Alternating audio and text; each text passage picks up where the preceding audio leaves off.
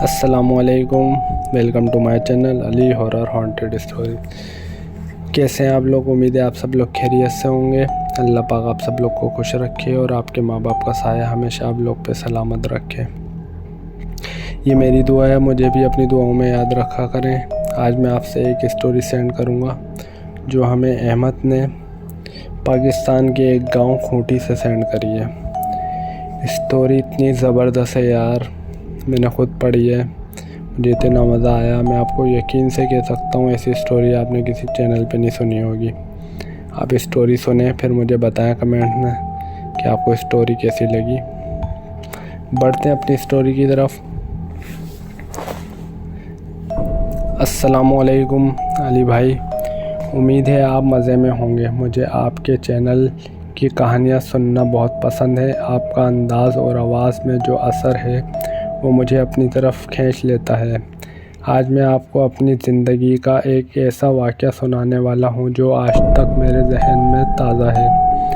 मेरा नाम अहमद है और मैं पाकिस्तान के एक छोटे से शहर खूंटी में रहता हूँ। हमारी फैमिली मजबूत और साथ देने वाली है, लेकिन मेरी वालिदा को अक्सर घर के कामों में बिज़ी रहना पड़ता है क्योंकि वालिद सरकारी नौकरी के सिलसिले में घर से दूर रहते हैं। वो हर 3 महीने के बाद घर आते हैं और उनके आने से हमारे घर में एक नई सी रौनक आ जाती है। इस बार जब वो आए तो हमारी खुशी का कोई ठिकाना नहीं रहा क्योंकि उन्होंने एक ख़ास प्रोग्राम बनाया था पाकिस्तान टूर का। मुझे याद है वो शाम जब अब्बू ने ये ख़बर सुनाई, हम सब लोग डाइनिंग रूम में बैठे हुए थे। पहले तो वो थोड़ा सीरियस से लग रहे थे, जैसे कुछ इम्पोर्टेंट बात करनी हो, लेकिन फिर उन्हें मुस्कुराते हुए कहा, मुझे लगता है कि इस दफ़ा हम सब लोग मिलकर एक टूर पे चलें। पाकिस्तान के कुछ खूबसूरत इलाके देखने का वक्त आ गया है। ये सुनकर हम सब खुशी से उछलने लगे क्योंकि हमने कभी अपनी ज़िंदगी में पूरी फैमिली के साथ ऐसा घूमने का नहीं सोचा था। उस रात हम सब ने मिलकर अपनी प्लानिंग शुरू की। मेरी वालिदा ने खाने का सामान तैयार करना शुरू किया और मेरी छोटी बहन ने कैंपिंग का सामान लिस्ट करना शुरू कर दिया। हमारे पास अपनी एक पुरानी जीप थी जो हालांकि थोड़ी सी पुरानी थी, लेकिन हमारे सफ़र के लिए बिल्कुल ठीक थी। रात भर हमने कैंपिंग और ज़रूरी चीज़ें एहतियात की और सब कुछ प्लान के मुताबिक तैयार किया। हमने टेंट, ब्लैंकेट्स, टॉर्च और स्टॉक जैसे सामान को अरेंज किया और कुछ चीज़ें रेंट पर ली जैसे कि कैंप चेयर्स और टेबल। मेरी वालिदा ने घर का थोड़ा ख़ास खाना जैसे बिरयानी और गोश्त तैयार कर लिया ताकि रास्ते में ज़रूरत पड़े तो उसे यूज़ कर सकें।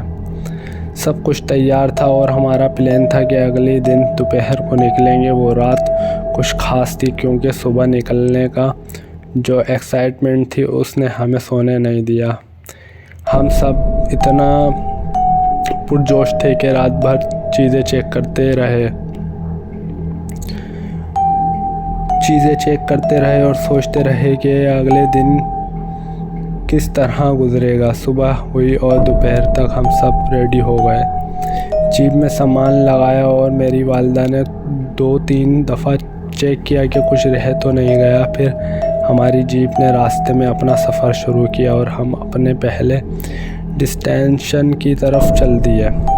हवा ठंडी और ताज़ा थी और आसमान बिल्कुल साफ़ था। हम सब के दिल में एक अजीब सी खुशी थी जो इस सफ़र को और भी ख़ास बना रही थी, लेकिन हमें यह नहीं पता था कि यह सफ़र हमारी ज़िंदगी का सबसे खौफनाक सफ़र बनने वाला है। हमने दोपहर में अपने सफ़र शुरू किया था और सबके चेहरों पर एक अजीब सी मुस्कुराहट थी। जीप रवानी से रास्ते पर चल रही थी और हम अपने टूर के अगले मकाम की तरफ बढ़ रहे थे। रास्ते में हमें खूबसूरत मंजर देखे और हवाओं में ठंडक थी जो सफ़र को और भी खुशगवार बना रही थी। लेकिन जैसे जैसे वक्त गुज़रता गया हमें अंदाज़ा हुआ कि यह सफ़र जितना आम लगता है उतना आम नहीं होगा। जैसे ही शाम हुई तो हमें आसपास अंधेरा बढ़ने लगा। चांदनी तो थी लेकिन धुंध भी होने लगी थी और हमारी जीप के हेडलाइट्स के सिवा कुछ और नज़र नहीं आ रहा था। हम रावलपिंडी की तरफ जा रहे थे और हमें एक कैंट रोड जो कि मोरी रोड थी पर से गुज़रना था, लेकिन जब हम उस रोड पर पहुंचे तो वो हमेशा की तरह रोशन और चालू नहीं थी। इस बार वो रोड किसी वजह से बंद थी और वहाँ नो एंट्री का बोर्ड लगा हुआ था। हम सब थोड़ा परेशान हो गए और वहाँ से गाड़ी मोड़ी ताकि किसी और रास्ते से गुजरें, लेकिन वहाँ के कुछ लोकल लोगों ने हमारी जीप को रोक लिया और कहा, भाई अगर जल्दी पहुँचना है तो यहाँ से थोड़ी दूर एक जंगल का रास्ता है, वो शॉर्टकट के तौर पर यूज़ कर सकते हो। हम थोड़ा एक्साइटेड हुए क्योंकि जंगल का रास्ता हमारे लिए नया था और इस वक्त में अंधेरे में वहाँ से गुज़रना रिस्क लग रहा था, लेकिन वक्त भी कम था और दूसरे रास्ता कोई नहीं था। आखिर हमने फ़ैसला किया कि हम उन लोगों के मशवरा मानकर इस जंगल वाले रास्ते पर जीप चला देते हैं। जैसे ही हमने जंगल का रास्ते पर अपनी जीप डाली, वहाँ की हवा बिल्कुल सन्नाटा थी और रात के अंधेरे में हमारे आसपास सिर्फ और काली घास नज़र आ रही थी। जीप की हेडलाइट के सिवा और कोई रोशनी नहीं थी और लगता था कि हम किसी और ही दुनिया में आ गए हैं। अब तो जीप बिल्कुल धीमी रफ्तार में चल रही थी क्योंकि रास्ता बिल्कुल अजनबी और रवा और खुरदुरा था।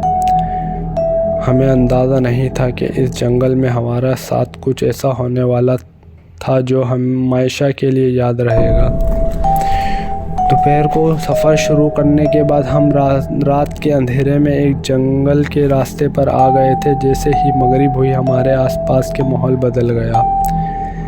चारों तरफ अंधेरा था और ठंड भी बहुत थी। जैसे हमने महसूस किया जंगल में धुंध थी, सिर्फ जीप की हेडलाइट के बीच का हिस्सा ही नज़र आ रहा था। अब हम इस ख़राब रास्ते पर चलते चलते 1 घंटा गुजर चुका था। हमारे दिलों में एक अजीब सी बेचैनी थी, जैसे कुछ उलझन सी हो रही हो। मेरे अब्बू ने मैप चेक किया, लेकिन हमें नेटवर्क नहीं मिले, जो उन्हें थोड़ी परेशानी महसूस करवाते रहे, लेकिन वो अपने चेहरे पर वो परेशानी जाहिर नहीं कर रहे थे ताकि हमें टेंशन ना हो। थोड़ी देर बाद अब्बू ने हमें देखा कि आगे 2 और रास्ते हैं। उन्होंने सोचा कि बाद एक रास्ता चुन लिया और जीप को वहाँ डाल दिया। जैसे ही हम आगे बढ़ते गए, हमें एहसास हुआ कि रास्ता गलत है। इससे पहले हमें ये पता नहीं था कि अब हमें समझ आया कि हम गलत जंगल के और गहरे हिस्सों में आ गए हैं। और तब अचानक हमारी जीप का एक टायर पंचर हो गया। चारों तरफ सिर्फ जंगल था, अंधेरा था और ठंड से हमारे कान दर्द कर रहे थे।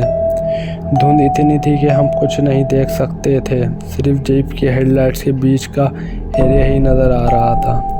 हम सब डर गए थे, समझ नहीं आ रहा था कि अब क्या करना चाहिए। इस खौफनाक अंधेरे में हमारी सोचने की सलाहियत भी ख़त्म होती जा रही थी, जब तक हमारे लिए किसी तरह से निकलने का रास्ता नहीं मिल रहा था। जंगल के बीच में हमारा रास्ता गुम गया था और हमें समझ नहीं आ रहा था कि अब क्या करें। मेरे अब्बू ने सोचा कि जल्दी से टायर चेंज कर देते हैं ताकि हम वापसी सीधे रास्ते पर निकल सकें। उन्हें हमें जीप के अंदर ही बैठने को कहा और कहा कि कोई भी बाहर नहीं निकलेगा। हम सब डरे हुए थे, लेकिन उनके कहने पर चुपचाप अंदर बैठे रहे। अब्बू जीप से उतरकर सामान में से टॉर्च निकालने लगे और जैसे ही उन्होंने टॉर्च ऑन की तो उनको एक काला साया हवा की तेज़ी से गुजरता हुआ नज़र आया। वो एकदम से चौंक गए और अपनी जगह पर रुक गए, लेकिन डर के बावजूद उन्होंने जल्दी टायर चेंज करना शुरू कर दिया। काफ़ी देर गुजर गई, लेकिन अब्बू वापसी जीप में नहीं आए। बाहर से कोई आवाज़ भी नहीं आ रही थी और हम सब के दिल में अजीब सा डर और बेचैनी बढ़ रही थी। फिर अचानक हमारी जीप के ऊपर कुछ बहुत ज़ोर से टकराया। एकदम से आवाज़ हुई और हम सब डर के रह गए। अम्मी ने कहा, किसी को बाहर जाके देखो। अब्बू को देखो वो क्या कर रहे हैं। अम्मी उन्हें आवाज़ देने लगी लेकिन कोई जवाब नहीं आया। अब वो और ज़्यादा परेशान हो गई और डरते डरते हमने फैसला किया कि अब हम दोनों बाहर निकलते हैं। मैं और अम्मी जीप से बाहर आए। बाहर की ठंड और हवा और भी डरावनी लग रही थी। चारों तरफ सिर्फ धुंध थी और कुछ नज़र नहीं आ रहा था। टायर तो चेंज हो चुका था लेकिन अब्बू का दूर दूर तक कोई पता नहीं था। हम दोनों उन्हें आवाज़ देने लगे लेकिन वहाँ सिर्फ हवाएं और वो घना अंधेरा था जो हमें जवाब देता। अम्मी की आवाज़ में भी अब वो डर था जो हमारे दिल में था। हम दोनों चिल्लाए, अब्बू कहाँ हैं आप, हमें जवाब दीजिए। लेकिन हमें कोई जवाब नहीं मिला, सिर्फ खामोशी थी और वो खामोशी अब और भी खौफनाक लग रही थी। उस खामोशी और अंधेरे में अचानक मुझे अम्मी के पीछे एक काला साया नज़र आया। मेरा दिल तेज़ी से धड़कने लगा और मेरी सांसें रुकने लगी। वो साया एक औरत का था जिसका चेहरा काला था और उसके बाल बहुत लंबे और बिखरे हुए थे। मुझे लगा जैसे वो मुझे और अम्मी को घूर रही हो। अचानक उसने अम्मी को बहुत ज़ोर से धक्का दिया। अम्मी गिर गईं और उनकी एक ज़ोरदार चीख निकल गई। वो चीख सुन के मेरे दिल एकदम से थक गया और अम्मी बेहोश हो गई। मैं इतना डर गया कि समझ नहीं आया क्या करूं।